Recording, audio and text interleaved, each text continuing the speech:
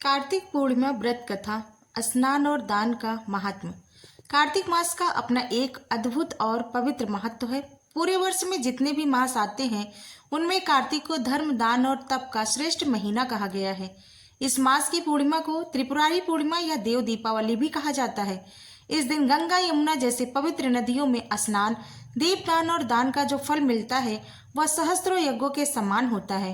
कहते हैं कि इस दिन स्वयं भगवान विष्णु सृष्टि में अवतार लेकर देवताओं को असुरों से मुक्ति दिलाते हैं और देवलोक में दीपों की ज्योति प्रज्वलित होती है। इसी से जुड़ी एक पौराणिक कथा जो बताती है कि क्यों कार्तिक पूर्णिमा का स्नान, व्रत और दान मानव को पवित्र सृष्टि के आरंभिक काल में जब देवता और असुर दोनों ब्रह्मा जी के शिष्य थे, तब असुरों में त्रिपुरासुर नाम का एक महान पराक्रमी दैत्य हुआ। वह तपस्या में प्रवीण था और ब्रह्मा जी का परम भक्त था।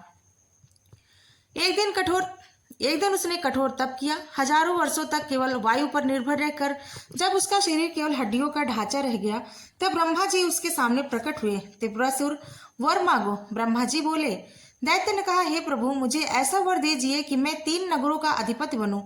एक नगर पृथ्वी पर, दूसरा आकाश में और तीसरा पाताल में हो, और कोई भी देवता, मनुष्य या दानव मुझे मार न सके। केवल वह ही मुझे मार सके जो तीनों नगरों को एक साथ नष्ट कर सके। ब्रह्मा जी ने कहा, तथास्तु। यह वरदान पाकर त्रिपुरासुर ने मैं दैत्य से 3 अद्भुत नगर बनवाए। एक सोने का नगर स्वर्ग में, चांदी का पृथ्वी पर और लौह का पाताल में। इन तीनों को त्रिपुर कहा गया। वह तीनों नगर अपने संयोग से त्रिपुर कहलाए और त्रिपुरासुर उसका राजा। वरदान के प्रभाव से वह अजय हो गया। उसने देवताओं को हराकर स्वर्ग पर अधिकार कर लिया। इंद्र, वरुण, अग्नि सब भयभीत हो गए। देवता भागकर कैलाश पर्वत पर शिव जी के पास पहुंचे। देवता बोले, हे महादेव, त्रिपुरासुर ने तीनों लोकों में अत्याचार मचा रखा है। ब्रह्मा जी के वरदान के कारण हम कुछ नहीं कर पा रहे हैं। केवल आप ही हमें इससे मुक्ति दिला सकते हैं। भगवान शिव ने शांत स्वर में कहा, हे देवगण, त्रिपुरासुर ने भले ही वरदान पाया है, परंतु उसका अंत निश्चित है। जब उसके तीनों नगर एक रेखा में आएंगे तभी उसका वध संभव होगा। उसी क्षण में त्रिपुरांतक रूप धारण कर उसे नष्ट कर दूंगा। तब देवताओं ने विनती की, हे भोलेनाथ, वह शुभ काल कब आएगा? शिव बोले, कार्तिक मास की पूर्णिमा को, जब चंद्रमा पूर्ण आकार में होगा और तीनों नगर एक पंक्ति में आएंगे, तब वह समय आएगा। देवता प्रसन्न हुए और उस दिन की प्रतीक्षा करने लगे। समय आया। कार्तिक मास की पूर्णिमा का शुभ दिन उदित हुआ। सभी देवता अपने अपने वाहन लेकर आकाश में एकत्र हुए। देवताओं ने मिलकर एक दिव्य रथ बनाया। पृथ्वी रथ बनी, सूर्य और चंद्रमा पहिए बने, मेरु पर्वत उसका धुरा बना और ब्रह्मा सारथी बने। भगवान विष्णु ने धनुष का रूप लिया, अग्नि ने बाण का। भगवान शिव उस रथ पर आरूढ़ हुए और सब देवताओं की ऊर्जा एक होकर उसमें समा गई। त्रिपुरासुर के तीनों नगर एक सीध में आए। तब भगवान शिव ने विष्णु धनुष पर अग्नि बाण चढ़ाकर छोड़ा। तीनों नगर एक साथ जल उठे और त्रिपुरासुर अपनी सेना सहित भस्म हो गया। देवताओं ने जय घोष किया, त्रिपुरांतक महादेव की जय। तभी ब्रह्मांड में प्रकाश फैल गया, जैसे अनगिनत दीपक एक साथ जल उठे। देवताओं ने गंगा में स्नान किया, दीपदान किया और आनंद मनाया। तब से यह दिन देव दीपावली कहलाया, अर्थात वह रात्रि जब देवता स्वयं दीप जलाते हैं। व्रत और स्नान का रहस्य शास्त्रों में कहा गया है कि इस दिन ब्रह्म मुहूर्त में उठकर गंगा, यमुना या किसी पवित्र नदी या सरोवर में स्नान करना चाहिए। यदि नदी उपलब्ध न हो तो घर में ही जल में गंगा जल मिलाकर स्नान करें।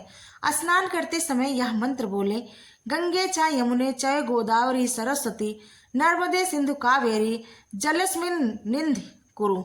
कहते हैं कि कार्तिक पूर्णिमा का स्नान ब्रह्मा जी के स्वयं यज्ञ किए यज्ञ के बराबर फल देता है। जो मनुष्य इस दिन ब्रह्म मुहूर्त में स्नान कर दान करता है वह अनेक जन्मों के पापों से मुक्त होता है। इस दिन गाय, वस्त्र, अन्न, स्वर्ण, दीपक और तिल का दान विशेष फलदायी माना गया है। एक कथा में आता है कि एक निर्धन ब्राह्मण था जो रोज भगवान विष्णु का नाम लेता था, परंतु उसके पास देने के लिए कुछ नहीं था।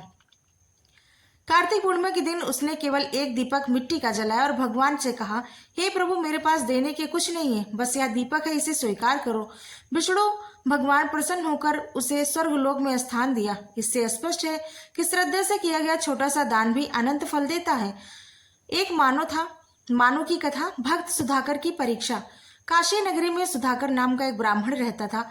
वह बड़ा ही धर्मात्मा और ईश्वर भक्त था, परंतु उसकी आर्थिक स्थिति बहुत कमजोर थी। वह हर दिन वह लोगों को धर्म, दान और व्रत की बातें बताया करता, पर स्वयं कुछ करने में असमर्थ था। एक बार उसने सुना कि कार्तिक पूर्णिमा का स्नान और दीपदान 100 यज्ञों के बराबर फल देता है। उसने ठान लिया कि इस बार चाहे जो हो वह व्रत करेगा, परंतु समस्या यह थी कि उसके घर में दीपक जलाने के लिए तेल तक नहीं था। पत्नी बोली, स्वामी, पहले अन्न का प्रबंध करें, फिर व्रत की बातें करें।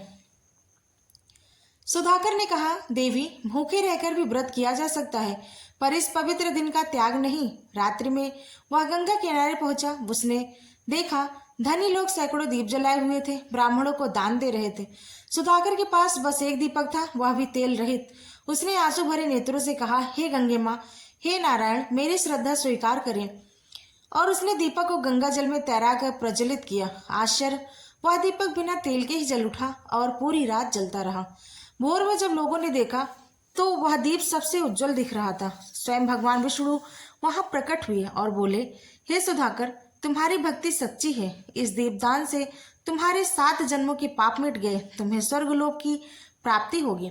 यह कथा बताती है कि कार्तिक पूर्णिमा का व्रत केवल दान से नहीं बल्कि श्रद्धा और भक्ति से फल देता है। त्रिपुरासुर के वध के पश्चात देवताओं ने गंगा के तट पर दीप जलाकर हर्ष मनाया। तभी से काशी नगरी में देव दीपावली का उत्सव आरंभ हुआ। इस दिन गंगा के घाटों पर दीपों की अनगिनत कतारें जलती हैं। घाटों की सीढ़ियों से लेकर जल की लहरों तक सब कुछ स्वर्ण ज्योति में नहाया हुआ दिखता है। लोग गंगा में स्नान कर दीप प्रवाहित करते हैं और कहते हैं, दीपम देहि जनार्दन सर्व पाप प्राणनाशम। जो व्यक्ति इस दिन दीपदान करता है उसके घर में अंधकार कभी नहीं रहता, न मन का न भाग्य का। जो स्नान करता है उसका शरीर और आत्मा दोनों शुद्ध हो जाता है। जो दान करता है उसके पूर्वज संतुष्ट होते हैं और उसका कुल समृद्ध होता है। शास्त्रों में लिखा गया है कि कार्तिक पूर्णिमा के व्रत, स्नान और दान के निम्न फल मिलते हैं। स्नान का फल, जो व्यक्ति इस दिन पवित्र नदी में स्नान करता है उसे 100 अश्वमेध यज्ञों का पुण्य प्राप्त होता है। उसके सारे पाप गंगा जल के समान बह जाते हैं। दान का फल, वस्त्र, अन्न, दीप, सोना, तिल, गाय और भूमि का दान विशेष शुभ फल देता है। जो व्यक्ति ब्राह्मणों को भोजन कराता है उसे विष्णु लोक की प्राप्ति होती है। दीपदान का फल, घर, मंदिर, नदी या पीपल के नीचे दीप जलाने से जीवन में सुख समृद्धि आती है। मृत आत्माओं की शांति तो मिलती है। जो व्यक्ति कार्तिक पूर्णिमा की रात में कम से कम एक दीपक जलाता है वह कभी अंधकार में जीवन नहीं देखता। उपवास और कथा श्रवण, जो उपवास करता है, यह व्रत कथा सुनता है या सुनाता है, वह अगले जन्म में श्रेष्ठ लोक में जन्म लेता है। कार्तिक पूर्णिमा केवल एक पर्व नहीं बल्कि यह प्रकाश, पुण्य और भक्ति का संगम है। यह दिन हमें सिखाता है कि भक्ति में वैभव नहीं, भावना ही सर्वोच्च है। चाहे दीपक छोटा हो या बड़ा, यदि उसमें सच्ची श्रद्धा की लौ है तो हजारों सूर्य के समान प्रकाश देता है। इस दिन किया गया स्नान आत्मा को निर्बल बनाता है, दान हृदय को पवित्र करता है और दीपदान अज्ञान के अंधकार को मिटाकर जीवन में आनंद भर देता है। इसलिए हर मनुष्य को चाहिए कि कार्तिक पूर्णिमा के दिन श्रद्धा से व्रत करें, स्नान और दान से पुण्य अर्जित करें और भगवान विष्णु व भगवान शिव दोनों की आराधना करें, क्योंकि इस दिन वे दोनों ही एक साथ प्रसन्न होते हैं। शुभ फल का संकल्प मंत्र है, कार्तिके पूर्णिमायां तु स्नानादिकं शुभम सर्व पाप विनाशाय श्री हरणे शरणम स्मरे। जय त्रिपुरांतक महादेव, जय लक्ष्मी नारायण। कार्तिक पूर्णिमा व्रत की कथा सुनने और पालन करने से सर्व पाप नष्ट होते हैं और जीवन में प्रकाश, समृद्धि तथा शांति का वास होता है।